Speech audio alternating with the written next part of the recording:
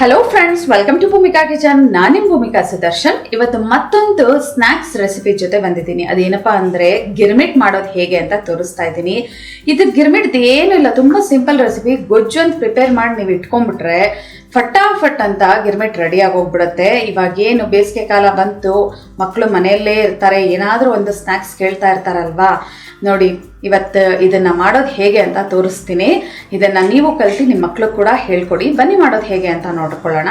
ಗಿರ್ಮಿಟ್ ಮಾಡ್ಕೊಳ್ಳೋದಕ್ಕೆ ಮೊದಲು ಒಂದು ಗೊಜ್ಜನ್ನ ರೆಡಿ ಮಾಡ್ಕೋಬೇಕು. ಸ್ಟವ್ ಆನ್ ಮಾಡಿಕೊಂಡು ಬಾಣಲಿ ಒಳಗಡೆ ಒಂದು 3 ಟೇಬಲ್ ಸ್ಪೂನ್ ಎಣ್ಣೆ ಹಾಕೊಂಡಿದ್ದೀನಿ. ಗೊಜ್ಜು ಒಂದು ಸ್ವಲ್ಪ ಜಾಸ್ತಿನೇ ನಾನು ಮಾಡಿಟ್ಕೊಳ್ತಾ ಇದ್ದೀನಿ. ಕಡಲೆಕಾಯಿ ಬೀಜ 3 ಟೇಬಲ್ ಸ್ಪೂನ್. ಕಡಲೆಕಾಯಿ ಬೀಜನ ಚೆನ್ನಾಗಿ ರೋಸ್ಟ್ ಮಾಡ್ಕೊಂಡ್ಬಿಡ್ತೀನಿ. ಕಡಲೆಕಾಯಿ ಬೀಜ ಒಂಚೂರು ಮುಕ್ಕಾಲು ಚೆನ್ನಾಗಿ ಫ್ರೈ ಆಗ್ತಿದೆ. ಹಾಗೆ ಸಾಸಿವೆ 1 ಟೀ ಸ್ಪೂನ್. ಸಾಸಿವೆ ಚೆನ್ನಾಗಿ ಸಿಡಿಯೋದಕ್ಕೆ ಶುರು ಆಗಲಿ. ಸಾಸಿವೆ ಸಿಡಿಯೋಷ್ಟರಲ್ಲಿ ಕಡಲೆಕಾಯಿ ಬೀಜನೂ ಒಳ್ಳೆ ಘಮ ಬರ್ತಾ ಇದೆ. ಇವಾಗ ಬೆಳ್ಳುಳ್ಳಿ 4 ರಿಂದ 5 ಜಜ್ಜಿಬಿಟ್ಟು ಹಾಕೋಬೇಕು. ಹಸಿಮೆಣಸಿನ್ಕಾಯಿ ಒಂದು 7 ರಿಂದ 8 ಸಣ್ಣ ಕಟ್ ಮಾಡಿ ಹಾಕೊಂಡಿದ್ದೀನಿ. ನಾನು ಬಾಯಿಗೆ ಸಿಗುತ್ತೆ ಅಂತ, ನೀವು ಬೇಕಾದರೆ ಉದ್ದ ಕಟ್ ಮಾಡಿಬಿಟ್ಟು ಹಾಕೊಳ್ಳಿ. ಹಸಿಮೆಣಸಿನ್ಕಾಯಿ ಬೆಳ್ಳುಳ್ಳಿ ಚೆನ್ನಾಗಿ ಫ್ರೈ ಆಗಬೇಕು. ಹಸಿಮೆಣಸಿನ್ಕಾಯಿ ಬೆಳ್ಳುಳ್ಳಿ ಚೆನ್ನಾಗಿ ಫ್ರೈ ಆಗ್ತಿದೆ. ಹಾಗೆ 1 ಈರುಳ್ಳಿ ಸ್ಲೈಸಸ್ಗಳ ಥರ ಕಟ್ ಮಾಡ್ಕೊಂಡು ಹಾಕೊಳ್ತಾ ಇದ್ದೀನಿ. ಜೊತೆಯಲ್ಲೇ 1 ಗರಿ ಕರಿಬೇವಿನ ಸೊಪ್ಪು. ಕರಿಬೇವಿನ ಸೊಪ್ಪು ತುಂಬ ದೊಡ್ಡ ದೊಡ್ಡ ಎಲೆಗಳಾಗಿರೋದ್ರಿಂದ ಈ ಥರ ಕಟ್ ಮಾಡಿ ಹಾಕೊಳ್ತಾ ಇದ್ದೀನಿ. ಚಿಕ್ಕದಾದರೆ ನೀವು ಹಾಗೆ ಹಾಕೊಳ್ಳಿ. ಈ ಥರ ಕಟ್ ಮಾಡಿ ಹಾಕೋದ್ರಿಂದ ಒಳ್ಳೆ ಘಮ ಕೂಡ ಬರುತ್ತೆ. ಹೈ ಫ್ಲೇಮಲ್ಲಿ 1 ನಿಮಿಷ ಈರುಳ್ಳಿನ ಸಾಫ್ಟ್ ಆಗೋವರೆಗೂ ಬೇಯಿಸ್ಕೊಂಡಿದ್ದೀನಿ. ಇವಾಗ ಇದಕ್ಕೆ ಟೊಮೆಟೊ ಹಾಕೊಳ್ತಾ ಇದ್ದೀನಿ. 1 ಸಣ್ಣ ಕಟ್ ಮಾಡ್ಕೊಂಡಿರೋವಂಥ ಟೊಮೆಟೊ ಲೈಟಾಗಿ ಒಂಚೂರು ಕಲರ್ ಕಮ್ಮಿ ಇದೆ. ಸೊ ಇದೇನಪ್ಪ ಹಿಂಗಿದೆ ಅಂತ ಅನ್ಕೊಳಕ್ಕೆ ಹೋಗ್ಬೇಡಿ.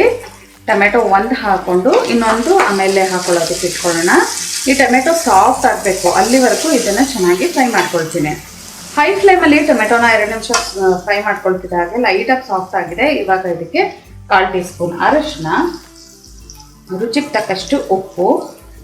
ಉಪ್ಪು ಅರಿಶಿನ ಹಾಕೋದ್ರಿಂದ ಟೊಮೆಟೊ ಬೇಗ ಸಾಫ್ಟ್ ಆಗುತ್ತೆ.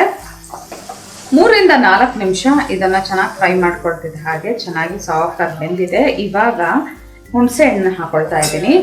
ಒಂದು ಗೋಲಿ ಗಾತ್ರ ಅಥವಾ ಚಿಕ್ಕ ನಿಂಬೆಹಣ್ಣು ಗಾತ್ರದ ಹುಣಸೆ ಹಣ್ಣನ್ನು ರಸ ಹಾಕೋಬೇಕು. ಗಟ್ಟಿ ರಸ ಹಾಕೊಳ್ತಾ ಇದ್ದೀನಿ ನಾನು ಇಲ್ಲಿ. ಒಂದ್ಸಲ ಮಿಕ್ಸ್ ಮಾಡ್ಕೊಂಡ್ಬಿಡ್ತೀನಿ.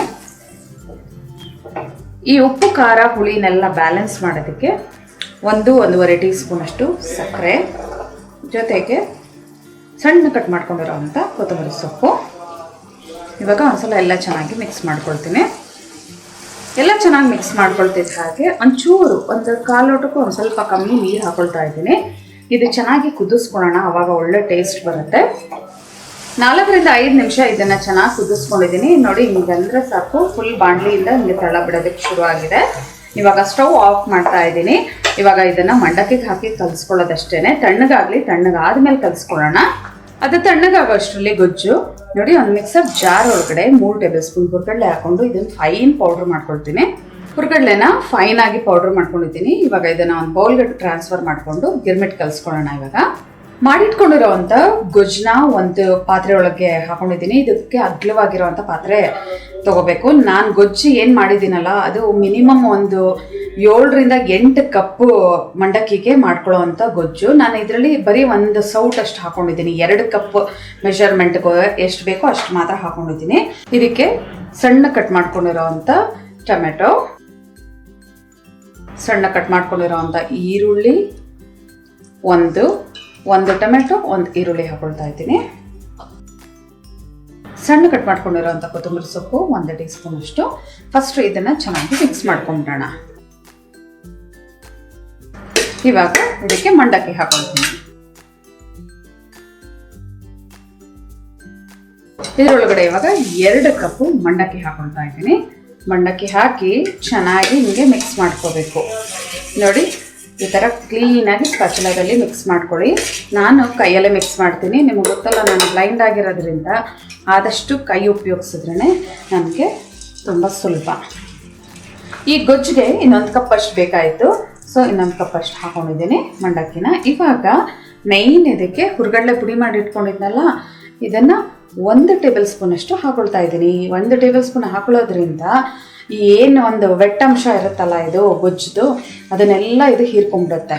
ಸೊ ಆವಾಗ ಪರ್ಫೆಕ್ಟಾಗಿರುತ್ತೆ ನಿಮಗೆ ಗಿರ್ಮಿಟ್ಟು. ನೋಡಿ ಆಯಿತು. ಕೊನೆಯಲ್ಲಿ ಮಿಕ್ಸ್ಚರ್ ಹಾಕ್ಕೊಳ್ತೀನಿ. ಬೇಕಿದ್ರೆ ನೀವು ಹುಳಿ ಇಷ್ಟಪಡೋರು ಇದಕ್ಕೆ ನಿಂಬೆಹಣ್ಣಿನ ರಸ ಕೂಡ ಹಾಕೋಬೋದು. 2 ಟೇಬಲ್ ಸ್ಪೂನಷ್ಟು ಮಿಕ್ಸ್ಚರ್ ಹಾಕ್ಕೊಂಡು ಚೆನ್ನಾಗಿ ಈ ಥರ ಮಿಕ್ಸ್ ಮಾಡ್ಕೊಳ್ತೀನಿ. ಸೇವು, ಅದರಲ್ಲೂ ನಿಮಗೆ ಸಣ್ಣ ಸೇವ್ ಸಿಕ್ಕಿದ್ರಂತೂ ಇನ್ನೂ ಚೆನ್ನಾಗಿರುತ್ತೆ. ನನ್ನ ಹತ್ರ ಈ ಮಿಕ್ಸ್ಚರ್ ಇತ್ತು, ಇದನ್ನು ಹಾಕೊಳ್ತಾ ಇದ್ದೀನಿ. ಇವಾಗ ಬೌಲ್ಗಾದರೂ ಹಾಕೋಬೋದು, ಇಲ್ಲಾಂದರೆ ನೀವು ಪ್ಯಾಕೆಟ್ ಕವರ್ನ ಕಟ್ಕೊಂಡು ಅದಕ್ಕೆ ಬೇಕಾದರೂ ಸರ್ವ್ ಮಾಡ್ಕೋಬೋದು. ನಾನು ಇವಾಗ ಒಂದು ಪ್ಲೇಟ್ಗೆ ಅಥವಾ ಬೌಲ್ಗೆ ಸರ್ವ್ ಮಾಡ್ತೀನಿ. ಪ್ಲೇಟ್ಗೆ ಗಿರ್ಮಿಟ್ನ ಸರ್ವ್ ಮಾಡ್ಕೊಂಡಿದ್ದೆ ನೋಡಿ. ಪ್ಲೇಟ್ಗೆ ಗಿರ್ಮಿಟ್ ಹಾಕ್ಕೊಂಡು ಮೇಲ್ಗಡೆ ಲೈಟಾಗಿ ಈರುಳ್ಳಿನ ಸ್ಪ್ರಿಂಕಲ್ ಮಾಡಿ ಮಿಕ್ಸ್ಚರ್ನ ಹಾಕ್ಕೊಂಡು ಈ ಗಿರ್ಮಿಟ್ನ ತಿಂತಾ ಇದ್ರೆ ಆಹಾ ಏನು ಚೆನ್ನಾಗಿರುತ್ತೆ ಗೊತ್ತಾ.